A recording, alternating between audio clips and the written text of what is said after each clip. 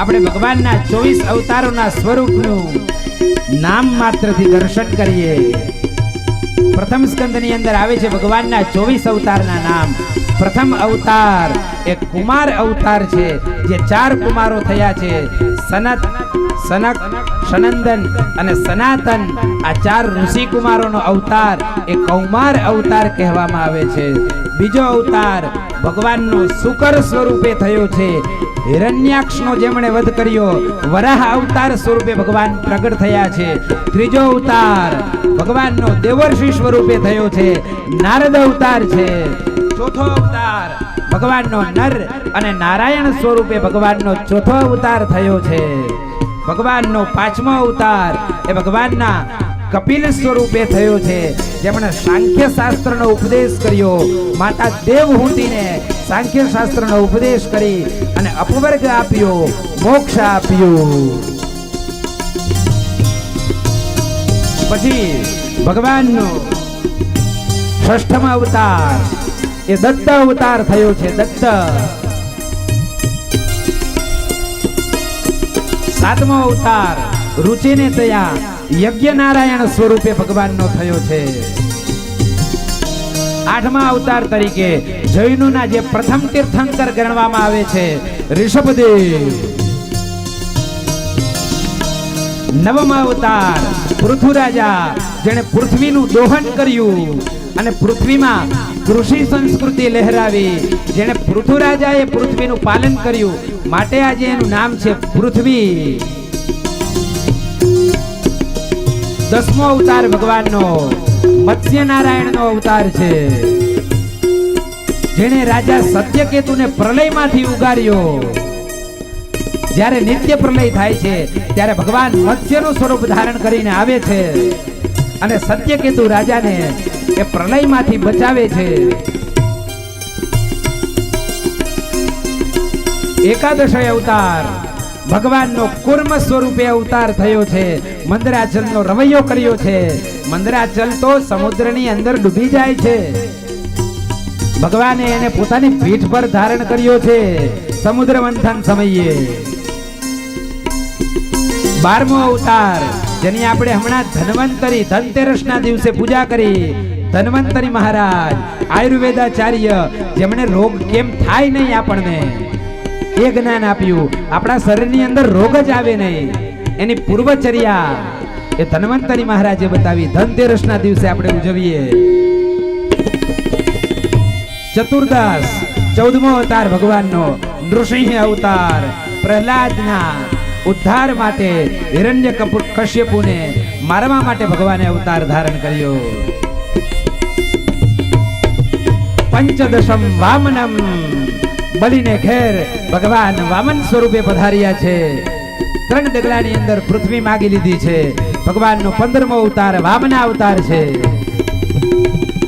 16મો અવતાર બ્રહ્મા, જેમણે ક્ષત્રિયોનો સંહાર કર્યો, જેને નરાધમોનો નાશ કર્યો, જેમણે પૃથ્વી ઉપર ત્રાસ પમાડ્યો હતો, એવાનો જેમણે નાશ કર્યો એ બ્રહ્મા અવતાર, આવેશા અવતાર, પરશુરામ અવતાર. ત્યારબાદ સત્યવસીમાં વ્યાસ સ્વરૂપે ભગવાન અવતર્યા. વેદ વ્યાસ ભગવાનનો જ્ઞાનાવતાર છે. ત્યારબાદ દશરથને ત્યાં વિપ્રધેનુ સુરસંત લીન મનુજય અવતાર રામ અને લક્ષ્મણ સ્વરૂપે ભગવાન પ્રગટ થયા છે રાજા દશરથને ત્યાં. ત્યારબાદ બુદ્ધ નામનો અવતાર થયો છે, ગૌતમ બુદ્ધ, જેમણે સંન્યાસનો માર્ગ પ્રશસ્ત કર્યો, જેમણે મધ્યમ માર્ગ બતાવ્યો. એટલે બુદ્ધના જે અનુગામીઓ છે એને માધ્યમિક કહેવામાં આવે છે, સૌત્રાંતિક કહેવામાં આવે છે. બુદ્ધનું દર્શન અલૌકિક છે. ત્યારબાદ ભગવાનનો અંતિમ અવતાર જે હવે કળિયુગની અંદર થશે, જે વિષ્ણુયસ નામના બ્રાહ્મણને ઘેર કલ્કી અવતાર ધારણ કરશે. ભગવાન ઘોડા ઉપર આવી અને કલિયુગની અંદર અસુરોનો, દૈત્યોનો જે દેહ બુદ્ધિ વાળા છે એનો સંહાર કરી અને ફરીથી ધર્મ અને સત્યની સ્થાપના કરશે. આ ભગવાનના 24 અવતારો બતાવ્યા છે.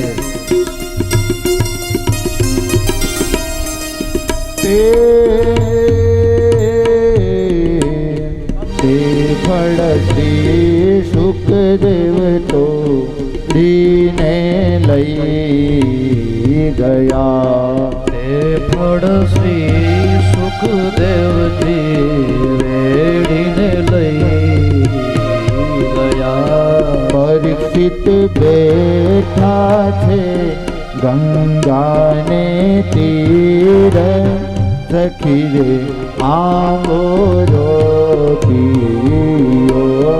આંબો અખંડ ભુવનથી ઉતર્યો. 7 દિવસમાં શ્રી કૃષ્ણ પદ મળ્યું. 7 દિવસમાં શ્રી કૃષ્ણ પદ મળ્યું. જય શ્રી પુરુષોત્તમ અભિરામ, સખી રે આંબો રોપિયો. આંબો અખંડ ભુવનમાંથી ઉતર્યો. આંબો ગાય શીખે ને સાંભળે. આંબો ગાયા શીખે ને સાંભળે. એનો પ્રભુ ચરણો માથે વાસ, સખી રે આંબો રોપિયો. આંબો અખંડ ભુવન. આટલા 18 પુરાણો લખ્યા, મહાભારત લખ્યું, તેમ છતાં મને સંતુષ્ટિ થતી નથી. એ જ સમયે નારદજી ત્યાં આવે છે અને નારદજી વ્યાસજીને કહે છે કે ભગવાનને ભાવમાં રાખી અને ભાગવત ભાખો વ્યાસજી. જ્ઞાન એ ભક્તિ વગરનું શુષ્ક છે, માટે તમે ભાવને રાખી અને મધ્યમાં ભગવાનને હૃદયમાં રાખી અને ભાગવત ભાખો. વ્યાસજી કહે છે એ ભાગવતના 4 શ્લોક મને મારા પિતાજી બ્રહ્મા પાસેથી પ્રાપ્ત થયા છે. એ 4 શ્લોક નારદજીએ વ્યાસજીને આપે. ચાલતું હતું, તમામ કૌરવ સૈન્ય હણાયા છે. 18 અક્ષોહિણી સેના છે. અક્ષોહિણી સેના એટલે એક અક્ષોહિણી સેનામાં 1 લાખ પાયદળિયા, 25,000 અશ્વ સેના, 25,000 ગજ સેના, 25,000 રથીઓ અને 1 લાખ પાયદળ. આટલું જ્યારે હોય ત્યારે એક અક્ષોહિણી સેના થાય એવી 18 અક્ષોહિણી સેના હતી. અને ભગવાને 18 અક્ષોહિણી સેનાનો અર્જુનને નિમિત્ત બનાવીને નાશ કર્યો છે. માત્ર દુર્યોધન બચ્યો છે, કૃપાચાર્ય બચ્યા છે, અશ્વત્થામા બચ્યો છે. દુર્યોધન સિવાય કોઈ બચ્યું નથી. દ્રોણ, ભીષ્મ એ પથારીએ પડ્યા છે. દ્રોણ મરી ગયા છે. અનેક શૂરવીરો હણાયા છે. ભગવાને ધરતીનો ભાર હળવો કર્યો છે. અશ્વત્થામાને એમ થાય છે કે હું મારા મિત્રનું પ્રિય કરી નાખું, હું પાંડવોને હું મારી નાખું. એટલે અશ્વત્થામા એક રાત્રે જ્યાં પાંડવો રાતના સૂતા હોય છે તે પાંડવોની શિબિરમાં જાય છે. પરંતુ ભગવાનને ખબર હોય છે ત્યાં પાંડવો એ શિબિરમાં નથી સુવડાવતા, એ પાંડવોના પુત્ર ત્યાં સૂતા હોય છે. અશ્વત્થામાએ 5 પાંડવોના પુત્રના મસ્તક ઉતારી લે છે, મારી નાખે છે અને દુર્યોધન પાસે લઈને આવે છે કે લે આ 5 પાંડવના મસ્તક તારા ચરણમાં. એ કે આટલું બધું સસ્તું નથી પાંડવોને મારવું. એ મસ્તક હાથમાં લે છે, મસ્તકને દબાવે છે, મસ્તકના કૂચા નીકળી જાય. અશ્વત્થામાને ધિક્કારે છે કે અશ્વત્થામા આ વયથી અને શરીરથી એના સમાન છે, કારણ કે આ તો 16 વર્ષના થયા એટલે પાંડુ પુત્રો છે. નહીતર એનું મસ્તક આવી રીતના દબાઈ ન જાય. તે તો મારી પાછળ પાણી પાનારને પણ કોઈને રાખ્યા નહીં. અશ્વત્થામાને ધિક્કારે છે દુર્યોધન. પછી ભગવાન દુર્યોધનને શોધે છે.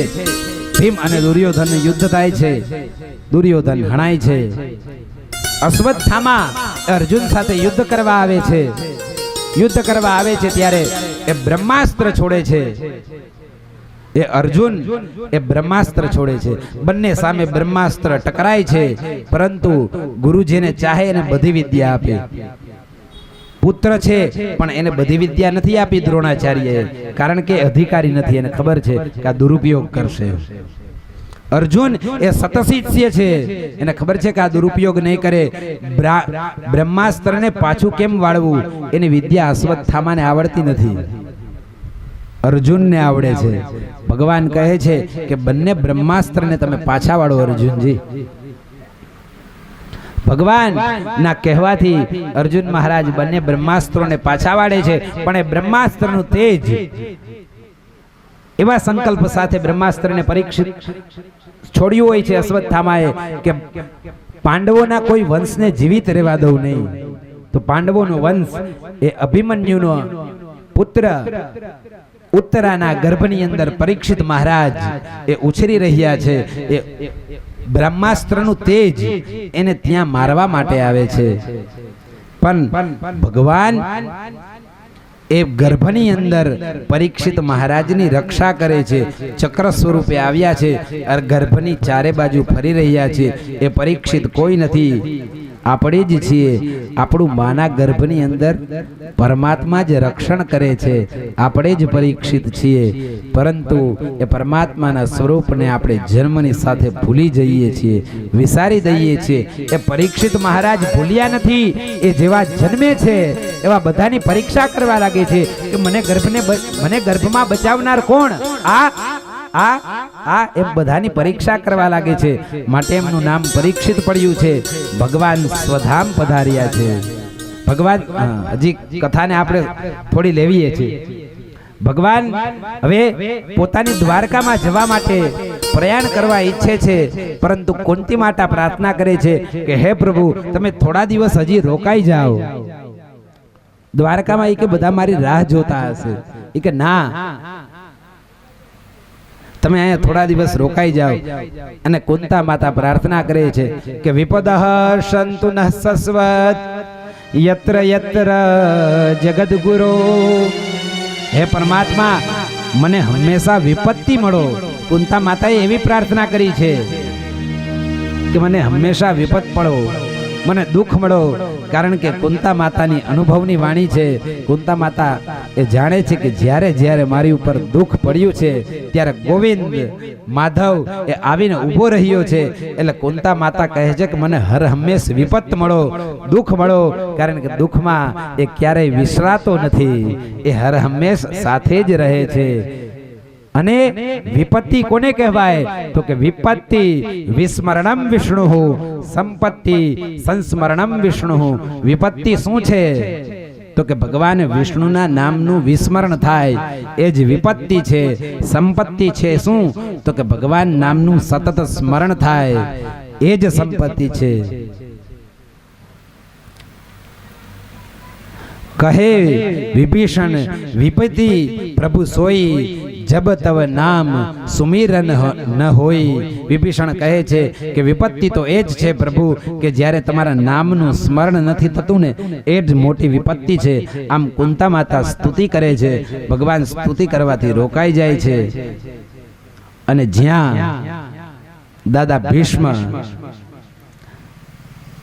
મહાભારતનું અસીમ પાત્ર એ ભીષ્મ વિદાય લઈ રહ્યા છે, ત્યાં ભગવાન આવે છે. અસંખ્ય બાણોની પથારી ઉપર એ ભીષ્મ દાદા પડ્યા છે. ત્યારે ભગવાન શ્રી કૃષ્ણ પાંડવોની સાથે ત્યાં આવે છે. યુધિષ્ઠિર મહારાજને ઘણો બધો શોક થયો છે. કેમ? કારણ કે એ તો ધર્મનું સ્વરૂપ છે. सहज मिलासो दूध सम माग लियासो पानी, कह कबीर वह रक्त सम जामे खींचा तानी. जे सहजताथी मળી જાય એ તો દૂધ સમાન કહેવાય. અને માંગીએ એ તો પાણી સમાન, અને જે ખેંચતાણથી વાદ વિવાદથી મળે એ તો રક્ત સમાન કહેવાય. આ રાજ્ય તો મને ખેંચતાણ મારા ભાઈઓને મારી અને મળ્યું છે, એને સંતોષ થતો નથી, એના મનની અંદર ખેદ છે. ભગવાન પાંડવોને દાદા પાસે લઈને આવે છે અને કહે છે કે યુધિષ્ઠિરનો તમે ખેદ દૂર કરો પ્રભુ. મહાભારતની અંદર અનુશાસન પર્વની અંદર ભીષ્મજીએ ઉપદેશ કર્યો છે, એનું આખું સંકલન છે. ક્યારેક સમય મળે મહાભારતનું અનુશાસન પર્વને વાંચજો. ઘણા જ બધા અધ્યાયોની અંદર રાજધર્મ, વર્ણાશ્રમ ધર્મ, સ્ત્રી ધર્મ, માનવ ધર્મ, અનેક ધર્મોનું રાજધર્મનું વિશેષ રૂપમાં નિરૂપણ એ ભીષ્મદાદાએ કર્યું છે. ભીષ્મદાદા જ્યારે અંતિમ ઉપદેશ આપવા બેસે છે યુધિષ્ઠિરને, ત્યારે અનેક સંતો, મહંતો, દેવ, યક્ષ, કિન્નર, ઋષિ મુનિઓ એ ઉપદેશ સાંભળવા માટે આવ્યા છે. કથા બહુ લાંબી છે, પણ ભીષ્મ મહારાજને એમ થાય છે કે ભગવાન આ પાંડવોને લઈને આવ્યા એ તો એમનું બાનું છે, પરંતુ ખરેખર એ ભગવાન મને અંતિમ દર્શન દેવા માટે આવ્યા છે. અને ભીષ્મ દાદા સ્તુતિ કરે છે, સદેવ દેવો ભગવાન પ્રતીક્ષતા, સદેવ દેવો ભગવાન પ્રતીક્ષતા, યાવદ અહમ સ્થાપયામિ કલેવરમ. હે ભગવાન, કે અત્યાર સુધી મેં તમારી પ્રતીક્ષા કરી, હવે તમે મારી પ્રતીક્ષા કરો. જેણે આખું જીવન ભગવાનની પ્રતીક્ષા કરી હોય એના મરણ સમયે ભગવાન એની પ્રતીક્ષા કરે છે.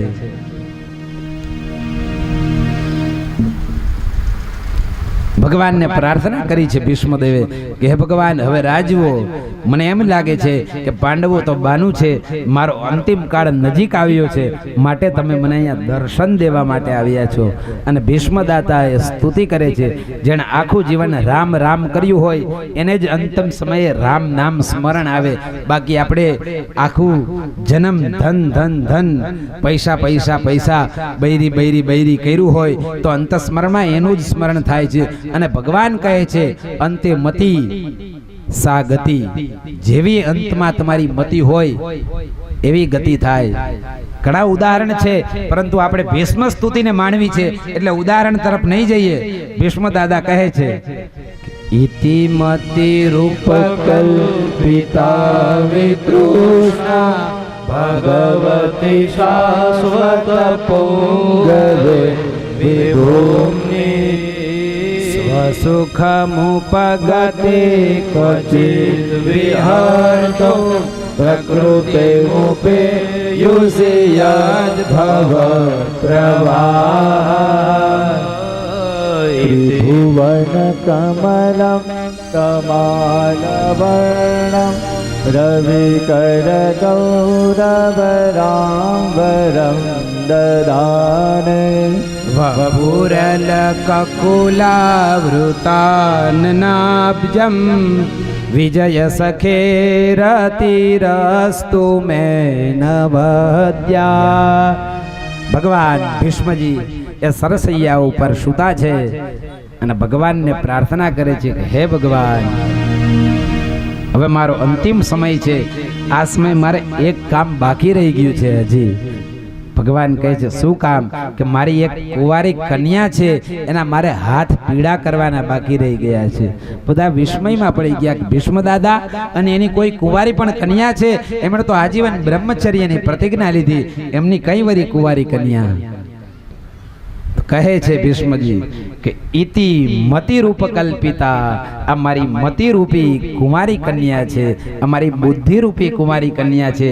હજી મેં કોઈનામાં લગાવી નથી, મેં કોઈનામાં સમર્પિત નથી કરી, માટે એ કુંવારી છે અને મારે એને તમારા ચરણોમાં સમર્પિત કરવી છે. મારે એના હાથ પીડા તમારી સાથે કરવા છે, મારી બુદ્ધિને તમારી સાથે પરણાવી છે. એટલે ભીષ્મ દાદાજી સ્તુતિ કરે છે, આ મારી મતિરૂપી કન્યાને મારે તમારી પાસે પરણાવી છે. અને એ મતિરૂપી જો કન્યા એ તમારી સાથે પરણશે તો મારી સદગતિ થશે અંતમાં. એટલે કન્યા હોય તો કન્યાને શું ગમે? તો કન્યા વરયતે રૂપમ માતા વિત્તમ પિતા કુલમ બાંધવાઃ સુખમિચ્છન્તે મિષ્ટાન્નમ ઇતરે જનાઃ. કન્યા એ રૂપને વરે. જો સારો દેખાવ વાળો હોય તો ભગવાનનું રૂપ કેવું છે તો બીજા શ્લોકની અંદર વર્ણન કરતા ત્રિભુવન કમનમ કમાલવર્ણમ રવિકર ગૌરવરાંબરમ દધાને વપુરલકુલાવૃતાનનાજમ વિજયસકે રતિરસ્તુ મે નવજા. કે તમારું રૂપ એ તો ત્રિભુવનની અંદર તમારા જેવો કોઈ સુંદર નથી. ત્રિભુવન કમનમ તમાલ વર્ણમ, તમાલ વર્ણ છે. જ્યારે ભગવાન સૂર્યનારાયણ અસ્તાચલની અંદર જતા હોય અને ગોરજ જ્યારે ઉડતી હોય અને જે વર્ણ થયો હોય એવા તમાલ વર્ણના ત્રિભુવન કમલમ તમાલ વર્ણમ રવિકર ગૌરવ રામબરમ દધાને. રવિ એટલે કે ભગવાન સૂર્યનારાયણ જ્યારે અસ્તાચળની અંદર જતા રહ્યા હોય, સંધ્યાનો સમય હોય, ગોરજનો સમય થયો હોય, ગાયનું થણ જ્યારે વળીને પાછું આવતું હોય અને એ જ્યારે સાયંકાળે ધૂળની ડમરીઓ ઉડતી હોય અને જે સમય થયો હોય એવું ભગવાનનું શ્યામ સુંદર મેઘ શ્યામમ વાદળ જેવું ઘનશ્યામ સ્વરૂપ છે ભગવાનનું. ત્રિભુવનની અંદર તમારા જેવું કોઈ સુંદર નથી. ભગવાનના રૂપની પ્રશંસા કરી છે. રૂપ સારું હોય, જો એ બળવાન ન હોય તો કન્યાની રક્ષા ન કરી શકે. ત્રીજા શ્લોકની અંદર ભગવાનના શૌર્યની પ્રશંસા કરી કે યુધિતુર ગરજો વિધૂમ્ર વિશ્વ કચનુલિત શ્રમ વાર્યલંકૃતાસે મમ નિશિત સરેર વિભીડ્યમાન ત્વચિવિલસત કવચેસ્તુ કૃષ્ણયાત્મા. સપદિ સખીવચો નિશમ્ય મધ્યે નિજ પરયોર બલયોરથમ નિવેશ્ય સ્થિતવતી પરસૈનિકા યુરક્ષ્યા પ્રતવતી પાર્થ સખે પ્રતિર્મમાસ્તુ. ભગવાનના શૌર્યની પ્રશંસા કરી છે. તમે ભગવાન કેવા છો? યુધિતુર ગરજો વિધુમ્ર વિશ્વ.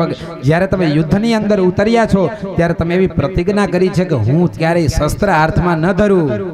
વાસુદેવે પ્રતિજ્ઞા કરી છે કે હું ક્યારે વાસુદેવ ચક્ર ન ધરે. વાસુદેવ કુરુક્ષેત્રની અંદર ક્યારેય શસ્ત્ર નહીં ઉપાડે. ત્યારે ભીષ્મજી કહે છે કે શું અમે ક્ષત્રિયો છીએ? અમે ક્ષત્રિયોની સામે તમે આવું ન કહી શકો પ્રભુ. અમે ક્ષત્રિય છીએ અને તમે અમારી સામે આવી પ્રતિજ્ઞા કરો તો મારી પણ એક પ્રતિજ્ઞા છે કે જો ભગવાન શ્રી કૃષ્ણ ઉતારે હાથમાં શસ્ત્ર ન ઉપાડે તો અમે ક્ષત્રિય ન કહેવાય. વાસુદેવ ચક્ર ન ધરે તો મોરી જનની લાજે, મારું ક્ષત્રિયાણીનું દૂધ લાજે. એવી ભીષ્મજી પ્રતિજ્ઞા કરે છે અને ભીષ્મની પ્રતિજ્ઞા એટલે તો પૂરું થઈ ગયું. આજે પણ એની પ્રતિજ્ઞાના વચનો કહેવાય છે કે ભીષ્મ જેવી કોઈની પ્રતિજ્ઞા નથી. ભીષ્મ મહારાજ પ્રતિજ્ઞા કરે છે કે ભગવાનને શસ્ત્ર ઉપાડવું જ છે. ભગવાન સારથી છે. એના પછીના શ્લોકની અંદર ભગવાનના સ્વભાવનું વર્ણન છે કે ભગવાન તમારો સ્વભાવ કેવો છે? બળ સારું હોય, સ્વભાવ સારો ન હોય તો ન ચાલે, પાછી કન્યા ન દેવાય. તો કે ભગવાનનો સ્વભાવ કેવો છે કે ભગવાન આજ્ઞાકારી છે. ભગવાનને આજ્ઞા કરી છે, અર્જુને આદેશ આપ્યો છે રથમ સ્થાપય. સ્થાપય એ આજ્ઞાર્થે લોટ લકાર. સંસ્કૃત ભણે ખબર પડે કે આદેશ આપ્યો છે કે મારો રથ એ બે સેનાની વચ્ચે રાખો.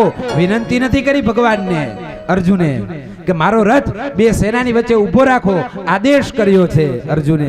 ભગવાન કેવા આજ્ઞાંકિત છે. કોઈ ધન પદ માનનું અભિમાન નથી. જગતગુરુ છે પણ સખ્ય ભાવ છે અર્જુનને. ભગવાને એની વાત માની છે. બે સેના વચ્ચે રથને સ્થાપ્યો છે.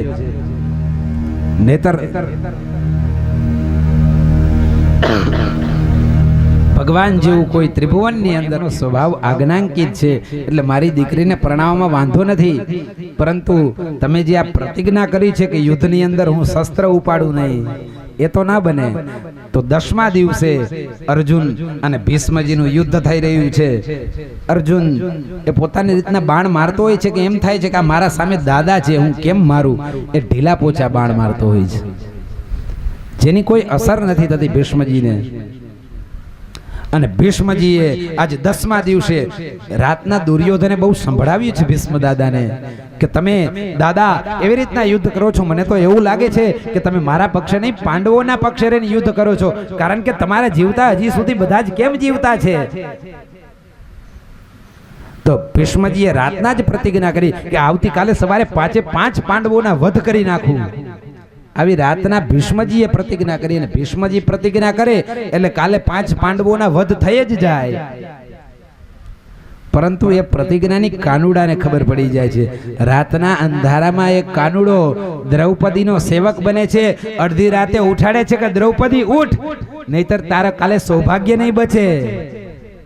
સેવક બન્યા છે. ભગવાન આગળ ફાનસ લઈને ચાલે છે કે દાદા ભીષ્મની કુટીરની અંદર જા, ભીષ્મને જઈને નમસ્કાર કર. બ્રહ્મ મુહૂર્ત ની અંદર જઈને ભીષ્મને નમસ્કાર કરે છે કે સૌભાગ્યવતી ભવ. અને જ્યાં જુએ છે કે લક્ષ્મણાની જગ્યાએ દુર્યોધનની પત્નીની જગ્યાએ આ તો પાંડવોની પત્ની, કે તને કોણ સાથે લાવ્યું, અહીંયા કાનુડા સિવાય તને સાથે કોઈ ન લાવે. આવી બુદ્ધિ તો આ કાનુડાની જ હોય. મારા એક વચનને બીજા વચનની સાથે મિથ્યા કરી દે. આમ પાંડવોનો જીવ બચાવે છે ભગવાન ડગલે ને પગલે. એટલું ભગવાન ભીષણ યુદ્ધ કરે છે કે આજે હજારો સૈનિકોનો સંહાર થયો છે, અને આટલા બધા સૈનિકોનો સંહાર થઈ અને ભગવાનથી રહેવાતું નથી. ભગવાન ઉત્તરીય વસ્ત્રથી રથ ઉપરથી ઉતરે છે, પોતાને કાંઈ ભાન રહેતું નથી, એનું વસ્ત્ર પડી જાય છે અને હાથની અંદર રથનું પૈડું ધારણ કરે છે અને હવે મારું. અને જ્યાં મારવા જાય છે ભીષ્મજી શસ્ત્રો નીચે મૂકી દે, આજ મારે જોતું, મારે બીજું કાંઈ નહીં. એ કે તમારી પ્રતિજ્ઞા મારે તોડવી હતી, તો મેં મારી પ્રતિજ્ઞા તોડી. એ કે તોરી પ્રતિજ્ઞા કે કાજ. ભગવાન પોતાની પ્રતિજ્ઞા પણ તોડી નાખે. જ્યારે ભક્તો પ્રતિજ્ઞા કરે ને ત્યારે ભક્તો માટે ભગવાન પ્રતિજ્ઞા તોડી નાખે છે. દાદા ભીષ્મએ સરસ મજાની સ્તુતિ કરી છે, અને તે ઉત્તરાયણનો કાળ થયો છે. દાદા ભીષ્મએ પ્રાણનો ત્યાગ કર્યો છે અને અંશની અંદર મળી ગયો છે. દાદા ભીષ્મનું તેજ એ કૃષ્ણની અંદર વિલીન થઈ જાય છે. પરીક્ષિત પછી ભગવાન શ્રી કૃષ્ણ પોતાને દ્વારિકા ઘેર જાય છે. દ્વારિકાની અંદર આગમન થાય છે, ભગવાનનું ત્યાં સ્વાગત થાય છે. ભગવાન સ્વધામ ગમન કરે છે. સ્વધામ ગમન કર્યા પછી એ સમાચાર લઈને અર્જુનજી આવે છે, અને અર્જુનને ઉદાસ જોઈને યુધિષ્ઠિરજી પૂછે છે, ભગવાનના સ્વધામ ગમનની વાત કરે છે. અને પાંડવો પણ હિમાલય જવા નીકળી જાય છે. પરીક્ષિતને રાજ્ય સોંપી દીધું છે. પરીક્ષિત મોટા થયા છે. હવે પરીક્ષિત મહારાજનું રાજ્ય ચાલી રહ્યું છે. પરીક્ષિત મહારાજ એ ખૂબ જ કુશળ રીતના રાજ્ય ચલાવે છે. પણ એક દિવસ એ શિકાર કરવા માટે નીકળ્યા હોય છે, અને શિકાર કરવા માટે નીકળ્યા હોય છે તો શું જુએ છે, એક રથની અંદર એક કાળો પુરુષ બેઠો છે. એ રથમાં એક બળદ અને એક ગાય જોડેલી છે. બળદના 3 પગ નથી અને ગાય માયકાંગલી થઈ ગઈ છે સાવ. એ ગાય એ પૃથ્વી સ્વરૂપ છે અને બળદ એ ધર્મનું સ્વરૂપ છે. વૃષભાસ્તુ ધર્મ સાક્ષાત. બળદ એ સાક્ષાત ધર્મનું સ્વરૂપ છે. આ એક સુંદર મજાનું રૂપક આપવામાં આવ્યું છે. એ રૂપક એ સાદી દ્રષ્ટિથી ન સમજી શકાય, એને જાણવું પડે. તો એ 3 ચરણ એના કપાયા છે વૃષભના. સત્ય, દયા અને દાન. આ 3 ચરણ એ કળિયુગની અંદર નામ શેષ થયા છે. માત્ર ભગવાનનું નામ રહ્યું છે. એ 4થા ચરણ ઉપર બળદ ઊભો છે. પરીક્ષિત મહારાજ એને કહે છે કે કોણ છે આ મારા રાજ્યની અંદર ત્રાસ આપનાર? તો કહે છે કે હું તો કળિયુગ છું. એના શરણની અંદર આવે છે અને કહે છે કે પ્રભુ મને માફ કરો, હવે મારો સમય આવ્યો છે. એ કે હું તને મારી નાખું. કે પ્રભુ મારો સમય છે, હું તમારા શરણમાં આવેલું છું, શરણમાં આવેલાને મરાય નહીં. તો ભગવાન પરીક્ષિતજી મહારાજ વિચાર કરે છે કે કળિયુગની અંદર ભગવાનનું માત્ર સંસ્મરણ કરવાથી, નામ સ્મરણ કરવાથી ભગવાન પ્રાપ્ત થાય છે. તો એટલે કળિયુગને મારતા નથી, પણ કળિયુગનો નિગ્રહ કરે છે. અને કળિયુગ કહે છે કે પ્રભુ હવે તમે મને સ્થાન બતાવો, ત્યાં હું રહું. પરીક્ષિત મહારાજ કહે છે કે મારા રાજ્યની બહાર ચાલ્યો જા. તો કળિયુગ કહે છે કે પ્રભુ આપનું રાજ્ય ક્યાં નથી? આ સમુદ્ર પર્યંતમ ભવતઃ એવ રાજ્યમ, સમુદ્ર પર્યંત તમારું રાજ્ય છે, હું ક્યાં જાઉં? તમે જ મને સ્થાન બતાવો, ત્યાં જઈને હું રહું. મદ્યમ પાનમ દ્યુતમ સ્ત્રીય, 4 જગ્યા તને આપી, જા. 4 જગ્યામાં કળિયુગનો વાસ છે.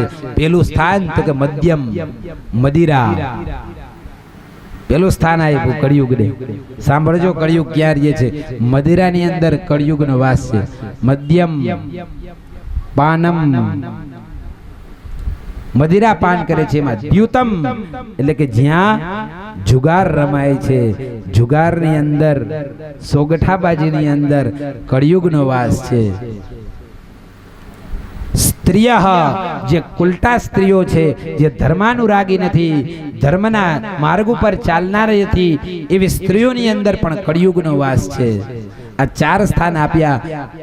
4 સ્થાનથી કળિયુગને સંતોષ ન થયો કે પ્રભુ તમે 4 સ્થાન આપ્યા, પણ મારો પરિવાર બહુ મોટો છે, તમે વધુ એક સ્થાન આપો, મને કંઈક કૃપા કરો. આ તો બધા ખરાબ સ્થાનો છે, એકાદું સારું સ્થાન તો આપો. મારે કે દુઃખ ને અભાગ્ય અને ઘણા બધા મારા પરિવારની અંદર છે, દારિદ્ર્યતા, અને આ બધાને હું ક્યાં રાખીશ? કેવી રીતના પાલન પોષણ થશે? તો પરીક્ષિત મહારાજ કહે છે અનૃતમ સુવર્ણમ, જાય કે તને અસત્યમાં વાસ આપ્યો, તું અસત્યની અંદર રહેજે. અને એક સ્થાન આપ્યું કે સુવર્ણ, તારો વાસ એ કે સોનામાં થાવ. જે બીજાને હિંસા પામી, બીજાનું અહિત કરી અને જે ધન મેળવેલું છે એ સુવર્ણ છે. જે પરસેવા વગરની કમાઈ છે, જે આપણા ભાગ્યની નથી, અને આપણે જે ઝૂંટવી લીધી છે, એની અંદર કળિયુગનો વાસ છે. આ બધા સ્થાનો આપ્યા કળિયુગને, એમાં કળિયુગનો વાસ છે, એનાથી બચજો. આમ કળિયુગનો નિગ્રહ કર્યો. એક દિવસ પોતાના એ ધનગારની અંદર આવે છે, ધનકોષની અંદર. ધનકોષની અંદર આવીને જુએ છે તો અહીંયા એક મુકટ સરસ મજાનો હોય છે. એ મુગટ એને ધારણ કરે છે. મુગટને ધારણ કરી અને શિકાર કરવા માટે જાય છે. એ મુગટ જે હોય છે એ જરાસંધનો હોય છે.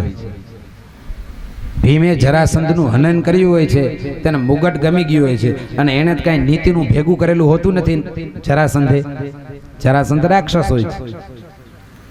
તો એ જરાસંધનો મુકુટ પહેર્યો અને અનિતિથી મળેલો હતો.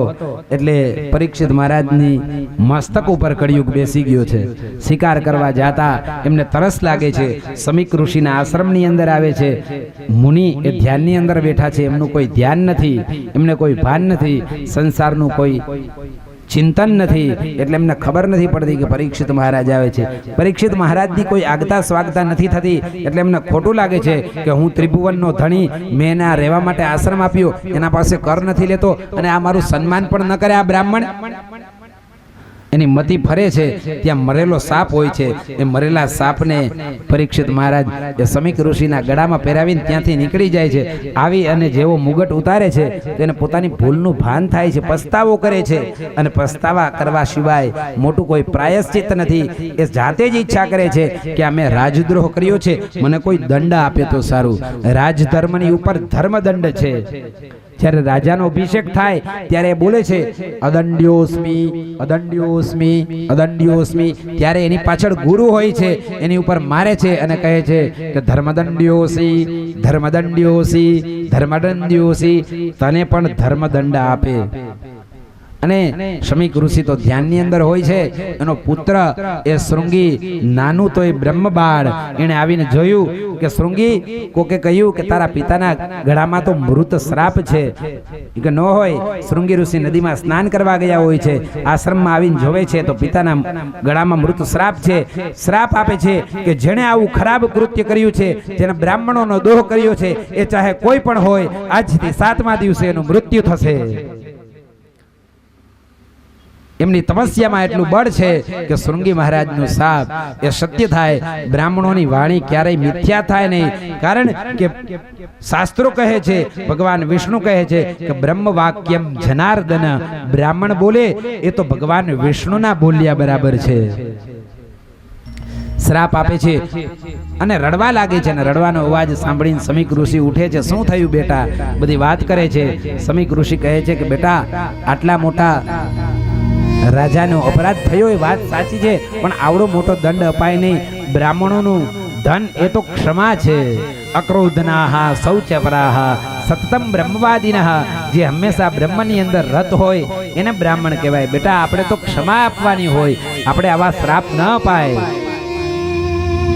હવે જે થવાનું હતું થઈ ગયું. સમીક ઋષિ બે શિષ્યોને મોકલે છે કે રાજાને જાણ કરો, એને ખ્યાલ આવે કે મારું 7 દિવસે મૃત્યુ થવાનું છે. પરીક્ષિત મહારાજને જાણ કરે છે 7 દિવસની અંદર તમારું મૃત્યુ થવાનું છે. પરીક્ષિત મહારાજ ધન્ય બને છે કે મેં દંડ માગ્યો હતો અને પરમાત્માએ મને દંડ આપી દીધો, એને પોતાના પુત્રનો અભિષેક કરી દીધો. જન્મે જઈ પરીક્ષિત મહારાજનો પુત્ર છે કે તમે રાજગાદી સંભાળો. હવે મેં બધું ત્યાગ કર્યો, સંપૂર્ણ ત્યાગ કરી ખાવા અને પીવાનો પણ ત્યાગ કરી દીધો છે, અન્ન અને જળનો પણ ત્યાગ કર્યો છે. એને ખબર છે કે હવે મારે 7 દિવસ પછી મરી જવાનું છે. આપણને પણ 7 માંથી 1 દિવસે તો મરી જ જવાનું છે. રવિ, સોમ, મંગળ, બુધ, ગુરુ, શુક્ર અને શનિ, આ 7 માંથી 1 વાર આપણા માટે અત્યારથી નિશ્ચિત થઈ ગયો છે. પરીક્ષિત બીજો કોઈને આપણે જ છે. 7 માંથી 1 દિવસ આપણું પણ મૃત્યુ થઈ જાય. એટલે એમ ન જાણતા કે પરીક્ષિતને ખબર હતી અને આપણને ખબર નથી. આપણને ખબર છે. મૃત્યુ આપણને સંકેત આપે છે. શું આપે છે સંકેત? તો કવિ લખે છે, દ્રગ દ્રગ નહીં તેજ દેહ જબ ડગમગ પગ પગ મગ મગ અલગ પરમ.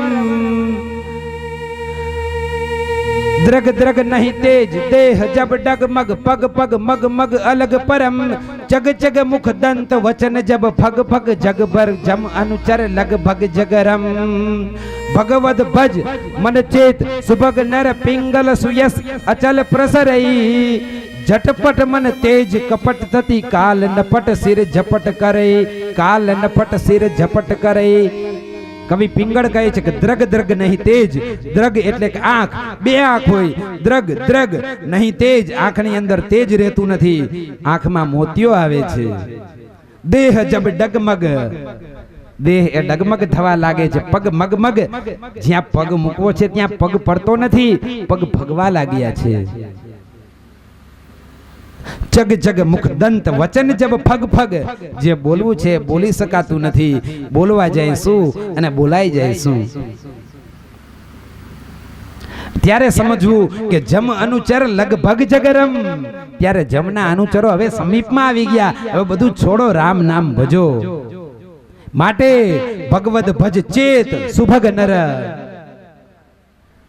પિંગલ, કવિ પિંગળ કહે છે, પિંગલ સુયસ અચલ પ્રસરઈ. જો તું ભગવાનને ભજીશ તો તારો યશ એ પ્રચારિત થશે. એટલે માટે કહે છે કે ઝટપટ મન તેજ કપટ તજી. કપટને તજી અને ઝટપટ મન હવે તું ચેતી જા. કારણ કે કાલ એ નફટ છે. કાલ નફટ શિર ઝપટ કરે. એ કઈ તમને સૂચના આપી નથી આવવાનો કે આજે હું આવું છું અને તમે કહેશો તો કઈ રોકાવાનો નથી કે 2 મિનિટ રોકાઈ જા ભાઈ, હું આ કામ પતાવી લઉં. કાંઈ રાહ નહીં જોવે. શું કરતા હશો? હાથમાં કોળિયો હશે અને મુખમાંય નહીં મૂકવા દે અને પ્રાણ ચાલ્યા જશે. મૃત્યુ સંકેત આપે છે. એ સંકેતને આપણે સમજીએ. પરીક્ષિત મહારાજને મૃત્યુનું જાણ થયું છે. ગંગા કિનારે આવ્યા છે. અનેક ઋષિઓ ભેગા થયા છે, પણ કોઈ કથા કહેવા માટે તૈયાર નથી. કારણ કે પરીક્ષિત જેવો કોઈનો ત્યાગ નથી. એણે અન્ન ને જળને પણ ત્યાગી દીધા છે.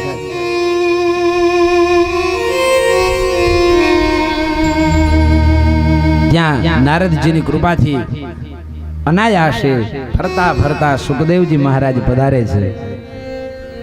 અને સુખદેવજી મહારાજ એ પરીક્ષિત મહારાજને કથા કહેવા તૈયાર થાય છે. બોલીએ શ્રી સુખદેવજી મહારાજ કી જય. શ્રી પરીક્ષિતજી મહારાજ કી જય. ભગવાન સુખદેવજીનું આગમન થાય છે. અવધૂત વેશ ધારી છે સુખદેવજી. જો આનંદ સંત ફકીર કરે વો આનંદ નાહી અમીરી में, એ તો મોટા ફકીર છે અને જે આઠે પોર આનંદની અંદર હોય છે, એને સુખ અને દુઃખ કાંઈ છે જ નહીં. નારદજી મુનિ એવું કહે છે સંતો કે નારદજી મુનિ એને સમજાવીને સુખદેવજી લેવા, કારણ કે સુખદેવજીને તો કાંઈ એવું હતું જ નહીં કે જન્મ ને મૃત્યુ. રાજા મરે તોય શું, ન મરે તોય મારે શું, મારા માટે કોઈ રાજા છે જ નહીં. સર્વમ ખલુ ઇદમ બ્રહ્મ. પણ કહે નારદજી સમજાવે છે કે તમારી સામે સુખદેવજી મહારાજ કોઈ કુવામાં પડતો હોય તમે બચાવો કે નહીં.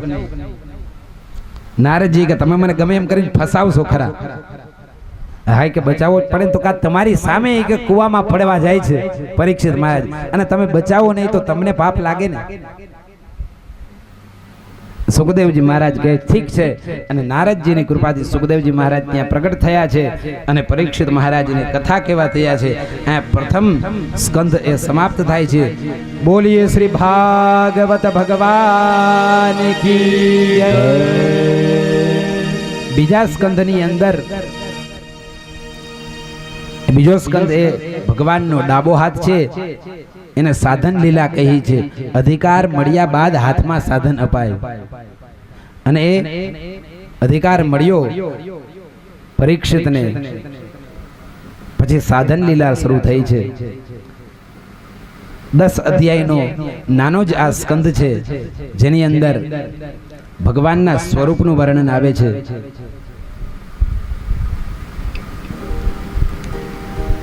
કે જ્યારે પ્રલય થઈ જાય છે ત્યારે સમસ્ત સૃષ્ટિ એ જળની અંદર વિલીન થઈ જાય છે. માત્ર એક પરમાત્મા બિરાજમાન હોય છે.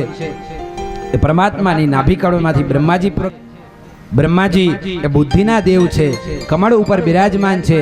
એ બ્રહ્મા એ ઈશ્વરની નાભીમાંથી પ્રગટ થયા છે.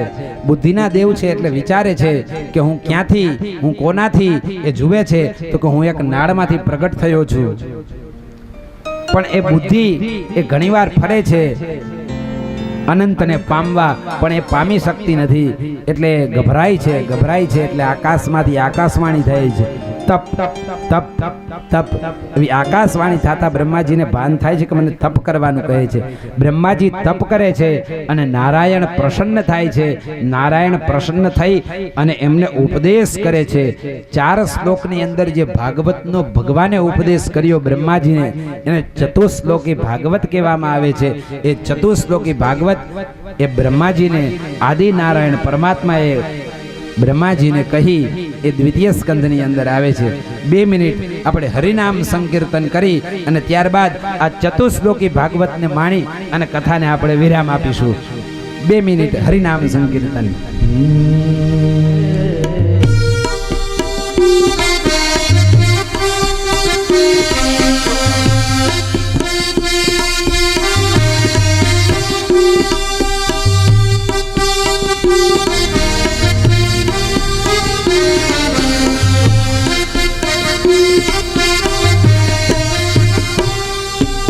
એને મને માયા લગાડી મારા વાલા, એણે મને માયા લગાડી મારા વાલા, એને મને માયા લગાડી મારા વાલા, એણે મને માયા લગાડી મારા વાલા. તમે મને માયા લગાડી રે. દ્વારિકાનો નાથ મારો રાજા રણ છોડ છે, એને મને માયા લગાડી રે. એણે મને માયા લગાડી રે. દ્વારિકાધીશની જય. યાવાનહમ યથા ભાવો યદરૂપા ગુણકર્મસુ તદેવ તત્વ જિજ્ઞાસુ બ્રહ્મ જિજ્ઞાસુમાત્મના. બ્રહ્માજીને ઉપદેશ કર્યો છે ભગવાને કે યાવાનહમ યથા ભાવો, હું જેવો છું અને મને જે ભાવે.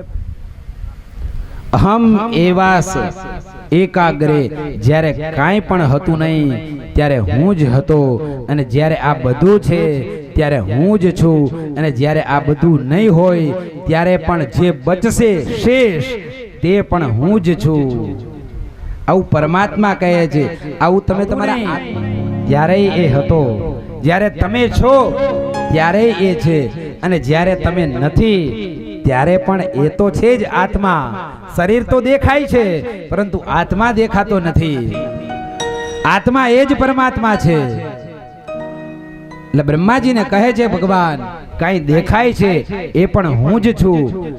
જે આ જગત હતું નહીં એ પેલા જે કાંઈ હતું એ પણ હું જ હતું, અને જગતનો નાશ થઈ જાય અને જે શેષ વધે મની તદ્વિદ્યા આત્મનો માયામ યથા ભાસો યથા તમઃ સત્યસ્યાપિ હિતમ મુખમ જોસાવાદિત્યે સોસાવહમ. યજુર્વેદ 40મો અધ્યાય ઈશાવાસ્યોપનિષદ. કાર્ય છે પણ ઘડો છે એટલે એને બનાવનાર, એનો કર્તા, એનું કારણ છે. એવી જ રીતના આ જગત છે તો એ જગતને બનાવનાર જગદીશ છે. એ જગતને બનાવનાર કારણ હું અને તમે નથી. અહીંયા બતાવ્યું યથા મહાંતિ ભૂતાની ભૂતેષુ ચ વચેષુ ચ. આ ભૂતો જ્યારે જન્મ રહે છે એને હું જ સર્જન કરું છું, અને એ સર્જન કર્યા પછી હું જ એની અંદર પ્રવેશ કરું છું. ગર્ભની અંદર 1 માસ જાય, 2 માસ જાય, પેલા મહિને પિંડ હોય, બીજા મહિને મોટો થાય, ત્રીજા મહિને એનાથી મોટો થાય, અંગો ફૂટે, 5મા મહિનેથી 4થા મહિનેથી અંગો ફૂટવાના ચાલુ થાય, પગ આવે, હાથ આવે, હૃદય આવે, પણ એની અંદર જીવ આવતો નથી. એની અંદર જીવ એ પ્રાણ નામનું 25 તત્વ એ પ્રવેશ કરે ત્યારે જ એની અંદર આત્મા જ્યારે પ્રવેશ કરે, એ જ્યારે હું પ્રવેશ કરું ત્યારે જ એ જીવતો થાય છે. નહીતર એ જીવ નથી, એ સૌ છે, એ આત્મા વયો ગયો નથી અંદર. આ જગત એ નિમિત્ત અને ઉપાદાન કારણથી છે. અન્વય વ્યતિરેકા ભામ. અન્વય અને વ્યતિરેક. અન્વય એટલે શું તો કે તત્સત્વે તત્સત્વમ. વ્યતિરેક એટલે શું કે તદ અભાવે તદ ભાવઃ. જેના કારણે જેનું હોવું એ અન્વય. ઘડો છે તો એ માટીના કારણે છે તો માટી એ અન્વય છે. અગ્નિ છે ધુમાડાના કારણે આપણને ખબર પડે છે તો અન્વય અને વ્યતિરેક છે ધુમાડા અને અગ્નિની વચ્ચે. યત્ર યત્ર ધૂમઃ તત્તત્ર વહ્નિ. જ્યાં અગ્નિ છે ત્યાં ધુમાડો હોય જ. એવી રીતના એ 3 કારણ છે. જેમ કે ઘડો બનાવવો હોય તો ઘડાને બનાવવા માટે માટી જોઈએ, એના માટે ચાકડો જોઈએ, અને એને બનાવનાર કોણ તો કે કુંભાર. ચાકડો અને માટી હોય તો કઈ ઘડો એમને બની જાય નહીં. એનું નિમિત્ત કારણ કોણ છે તો કે કુંભાર. કુંભાર એને આકાર આપે છે, અને આકાર આપે એટલે ઘડો બને છે. તો ભગવાન કહે છે કે નિમિત્ત કારણ પણ હું છું અને ઉપાદાન કારણ હું છું. ઘડાનું ઉપાદાન કારણ એ માટી છે અને ઘડાનું નિમિત્ત કારણ એ કુંભાર છે. પણ ભગવાન કહે છે કે જીવ અને સૃષ્ટિને બનાવનારમાં દ્રવ્ય એટલે કે પદાર્થ પણ હું જ છું. એટલે કે જગદીશ જ જગત સ્વરૂપમાં અવતરે છે અને કુંભાર પણ હું છું. અદ્ભુત દર્શન છે આ. ભગવાન એ જ માટી છે અને ભગવાન એ જ ઘડો છે. અહીંયા તો બંને અલગ છે, ઉપાદાન અને નિમિત્ત કારણ, પરંતુ આ જગતની અંદર નિમિત્ત અને ઉપાદાન કારણ એક છે. જગદીશ એ જ જગત સ્વરૂપમાં આવ્યો છે. ઈશાવાસ્યમિદં સર્વમ યત્કિંચિત જગત્યાન જગત તેન ત્યક્તેન ભુંજિતાઃ સર્વસ્ય ચાહમ હૃદિ સન્નિવિષ્ટો મત્તઃ સ્મૃતિર્જ્ઞાનમપોહનં ચ અહમ સર્વભૂતાનાં સર્વેષુ ભૂતેષુ. હું દરેકના હૃદયની અંદર રહેલો છું. એવું ભગવાન કહે છે કે આ જગતને બનાવી અને મેં એની અંદર પ્રવેશ નથી કર્યો. આ જગત જ હું છું. ભગવાને કઈ બનાવીને એની અંદર પ્રવેશ નથી કર્યો. આ ભગવાન જ જગત છે, જગદીશ જ જગત છે. આ દ્રષ્ટિ જ્યારે આવે કે આખી સૃષ્ટિમાં શિવરૂપ દેખું, ત્યારે ઉપાદાનને નિમિત્ત કારણ એક બને અને એ જીવ એ શિવમય બની જાય. બ્રહ્માજીને આવો ઉપદેશ કર્યો છે. અદ્ભુત દર્શન છે. વેદાંતના જે વ્યાખ્યાઓ કરી છે આપણે માણવા બેસીએ તો આ દિવસો ખૂટે. તો આ સંક્ષિપ્તની અંદર દર્શન બતાવ્યું તમને મેં. બ્રહ્માજીને આવું કરી અને ભગવાને કીધું કે તમે 10-20 સૃષ્ટિની રચના કરો. બ્રહ્માજી કહે છે કે પ્રભુ રચના તો કરું પણ આ સૃષ્ટિની અંદર મને મોહ ન થાય. બ્રહ્માજીને આશીર્વાદ આપે છે કે મારી માયા તમને અડી શકશે નહીં. માયા મેતામ તરંતી તે, જે ભગવાન ઈચ્છે એને જેની માયા અડતી નથી. ભગવાને આશીર્વાદ આપ્યા બ્રહ્માને કે તમે સર્જન કરશો, તમને સર્જનની અંદર મોહ નહીં થાય. આમ આશીર્વાદ આપે છે બ્રહ્માજીને અને દ્વિતીય સર્ગ સમાપ્ત થાય છે. બોલીએ શ્રી દ્વારિકાધીશ કી જય. કથાને પણ અહીં વિરામ આપીએ. ભગવાન નામ 2 મિનિટ સંકીર્તન કરી અને ફરીથી આપણે યથા સમય આવીશું અને ખૂબ જ આનંદથી રસપાન કરીશું. ઓમ.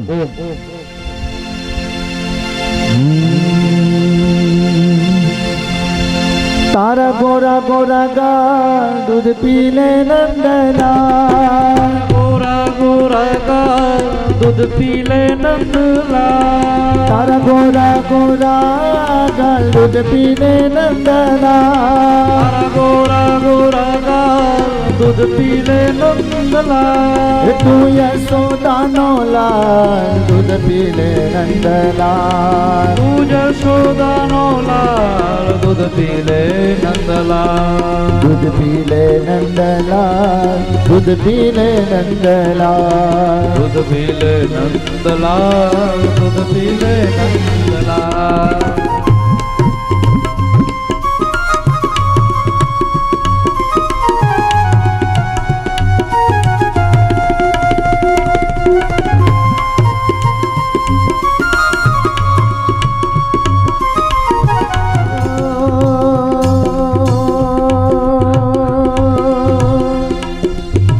ડાકોર ના ઠાકોર દૂધ પી લે નંદલાલ.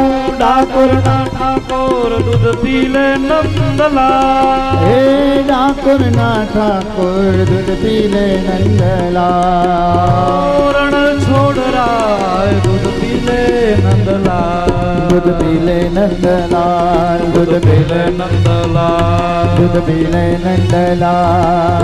પી લે નંદલાલ. આવો મન મોહના આવો મન મોહનાય આવો રમણા. ગોપીઓ કે પ્રાણ વલ્લભ આવો વિઠ્ઠલ રમણા. આવો મન મોહના આવો નંદ નંદના. ગોપીઓ કે પ્રાણ ધન રાધાજી કે રમણા. આવો મન મોહનાય આવો નંદ નંદના. ગોપીઓ કે પ્રાણ વલ્લભ આવો નંદ નંદ.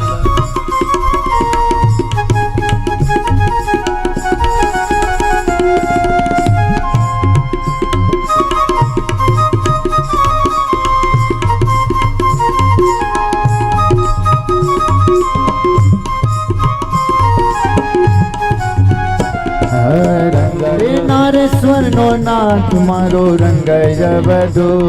હે નારેશ્વર નો નાથ મારો રંગ અવધો. રંગયવધો રંગયવધો. નારેશ્વર નો નાથ મારો રંગયવધો. નારેશ્વર નો નાથ મારો રંગ અવધો. હે નારેશ્વર નો નાથ મારો રંગયવધો. પુત્ર પૌત્ર ધન ધાન્યની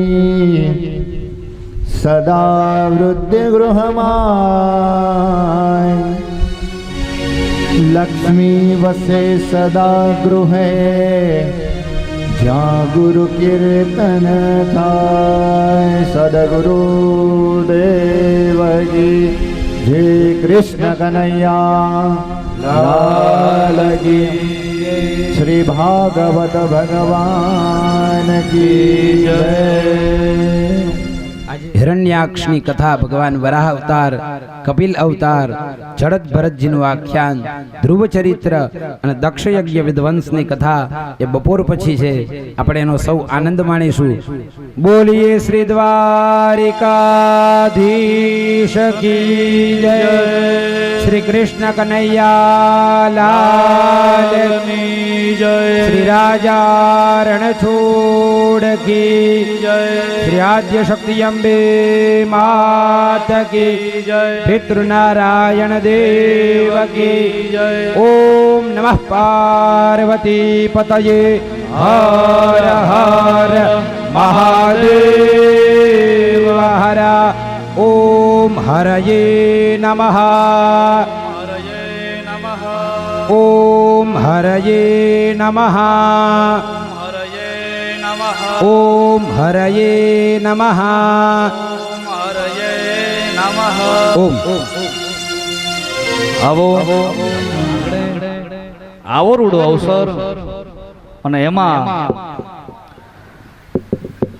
હોનાને હાંકરે માંથી ન આવે પણ પ્રેમના તારણ જે ખેંચાઈને આવતા હોય એવા માનીતા મહેમાનો નિમંત્રણ ને આમંત્રણ ને આપીને જે પધારી ચૂક્યા છે એ બધાને જય શ્રી કૃષ્ણ શબ્દ સાથે બધાનું સ્વાગત કરું છું. આપણા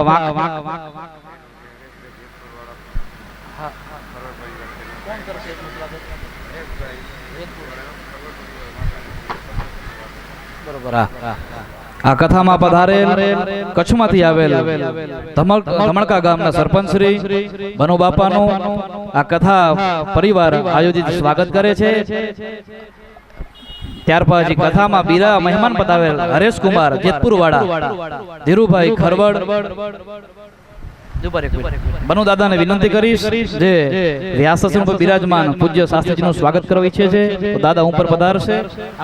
ડોક્ટર રવિશંકરભાઈ મહારાજનું સ્વાગત ધમણકા ગામના સરપંચ બનુભાઈ પંડ્યા દ્વારા કરવામાં આવી રહ્યું છે. આપણે બધા તાળીઓથી વધાવીશું.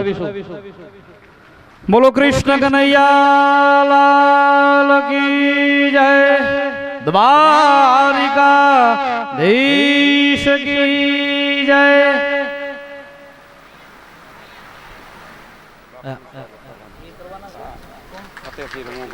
પેલા અમારા મોટા ભાઈ નું સ્વાગત કરશે પછી બાપુ પેલા ફતેહજી રમુભા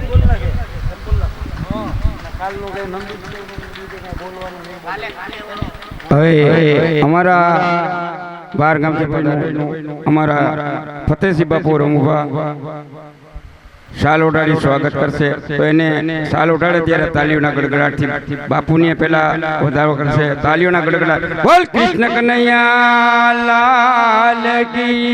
મોટા ભાઈ નું સ્વાગત મારા ફતેહજી બાપુ શાલ ઓઢાડી કરશે બોલ કૃષ્ણ કનૈયા. પછી અમારા સુધાભાભીનું અમે જેને બેન માયના છે અહીંયા નીચેનું સ્વાગત કરી લેશે. હવે આ કોઈ આ